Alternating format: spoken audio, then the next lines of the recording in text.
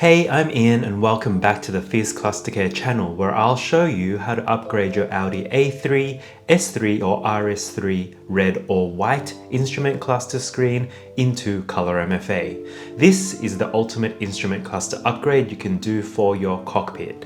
Now before you start anything, you'll need to code the instrument cluster so it's without comfort options. Click on the link on the right hand corner of the screen to see those steps. VCDS is required for the coding and adaptation changes. Now we'll jump right in as there's a lot to cover. Flip your instrument cluster around to remove the two Torx 10 screws on the rear housing, and next you'll want to loosen the fastening clips all around the housing. Carefully pry at these one at a time where you'll see the clip dislodge. Going around the housing evenly and slowly then allows the front face to be removed. Be careful that you don't bend and break any of the locking tabs.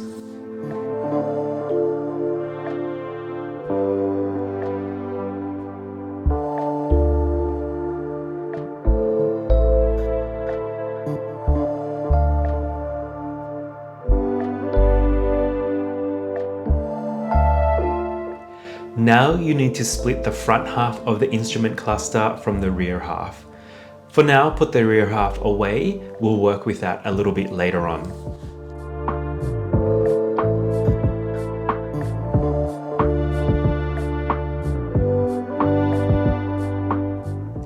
First, focus your attention to the needles. To pull these off, you want to try and pull directly up and out, and if you must turn the needle, only turn it counterclockwise and never turn them clockwise. Otherwise, you risk damaging the motor if you do turn them clockwise.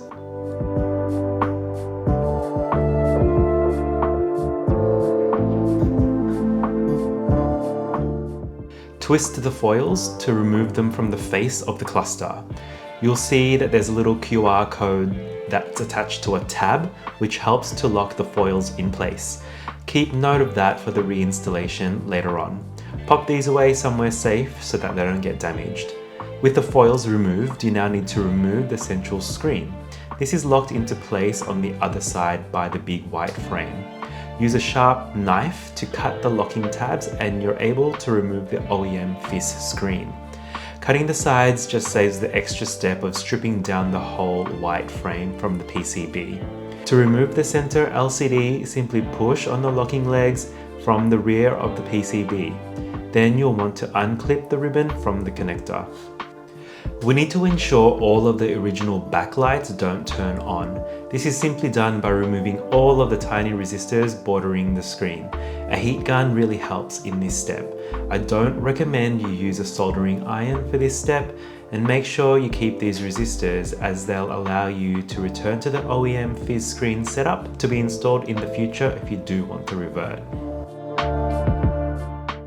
Next is preparing the ColorMFA motherboard to stick onto the Audi PCB. If you'd like to see how to prepare the ColorMFA motherboard's wiring, click on the video link in the top right of the screen. I won't cover that here.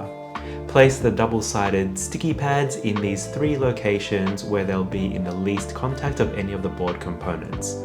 Once you're happy with their placement, the next step is to feed all of the wires through the instrument cluster's PCB so they can be soldered up to join the rear half of the instrument cluster, which we removed before.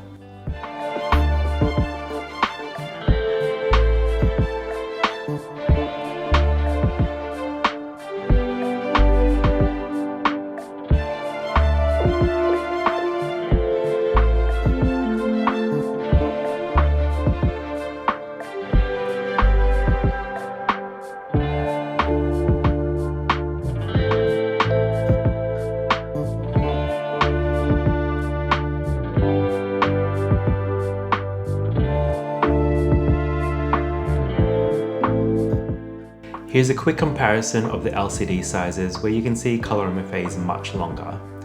Using a multimeter to find which pins are wired into where on your ColorMFA, use the following wiring diagrams to connect to the Audi board accordingly. There aren't that many points to solder here, but the rest of the work is in creating the CANbus hookup loom.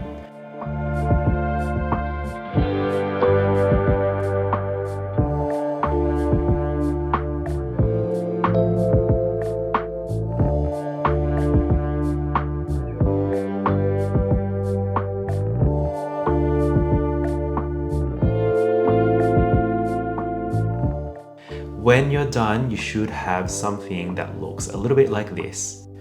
A square hole needs to be created in the rear of the black housing to accommodate the USB port, which you use for upgrading the firmware or to upload any custom splash screens to ColorMFA. You want to use some kind of glue to secure it in place.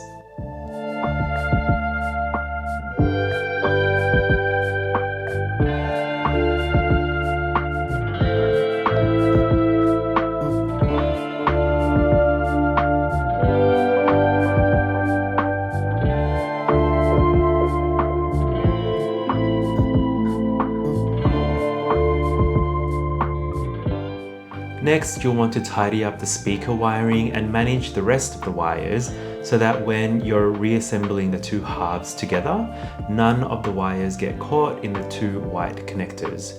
If the two halves are tough to join together, you've probably snagged onto the white connectors. Once done, you'll only have a few wires coming out from the rear of the Audi instrument cluster housing.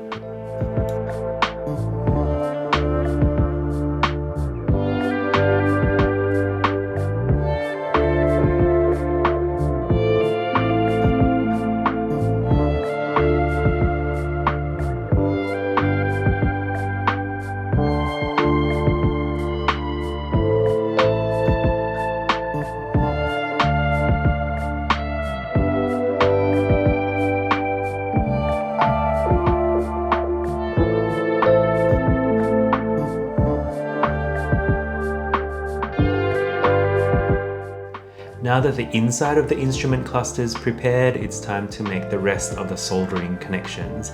Verify that the leftover wires you have are correct. There should be ignition, an analog wire for boost, and then the 3 pairs of CANbus wiring.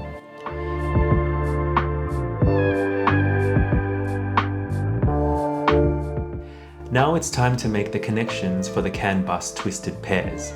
Grab the little plugs from the CANbus loom and solder these on according to the correct wires for CANbus. Take your time and ensure none of the wiring is shorted. This is very important as any CANbus wires that aren't shielded from each other will cause major issues and leave your car unable to start. Neatly heat shrink everything together and you'll end up with something like this.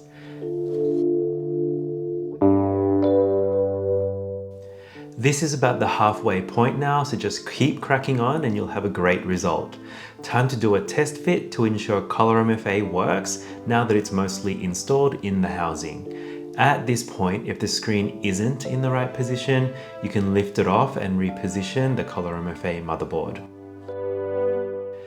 Once you're happy with the placement, it's time to rebuild the instrument cluster.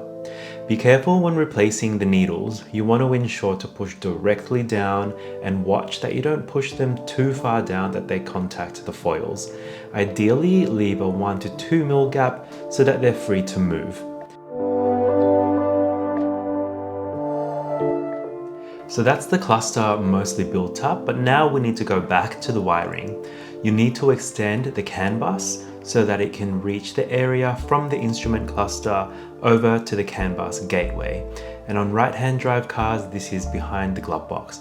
Now this part can get messy.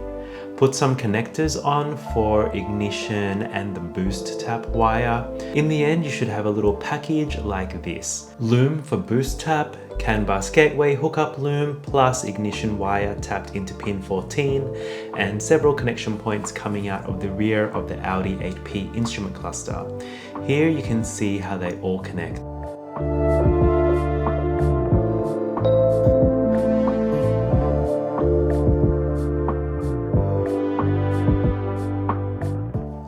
When you're satisfied with all of the wiring work, you can peel off the ColorMFA LCD screen protector and replace the instrument cluster front housing.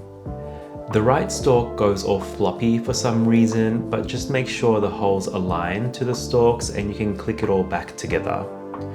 Install the 2 Torx screws and that's the hardware upgrade complete.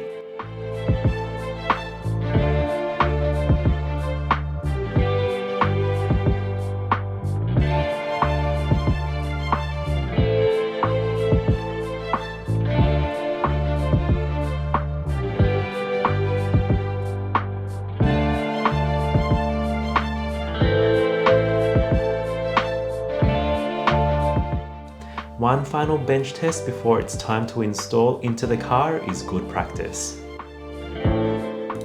On the right-hand drive Audi A3 S3 or RS3 8P, you want to remove the glove box and the two middle air vents. This will allow you to thread the CANbus gateway hookup loom from the glove box area up and over to the instrument cluster area. This schematic shows where everything runs. However, in real life, you'll actually see that it can get a little bit messy, but this is what it actually looks like. Running the boost tap requires the one wire to be fed through the firewall. You want to use the grommet that's behind the fan blower motor. This is also where the body loom enters the car. The boost tap then goes into pin number 4 of the map sensor. So after all that hard work, how does it look? You can see it looks freaking amazing. Now there might be some additional basic settings that might be required, but a short drive should take care of them.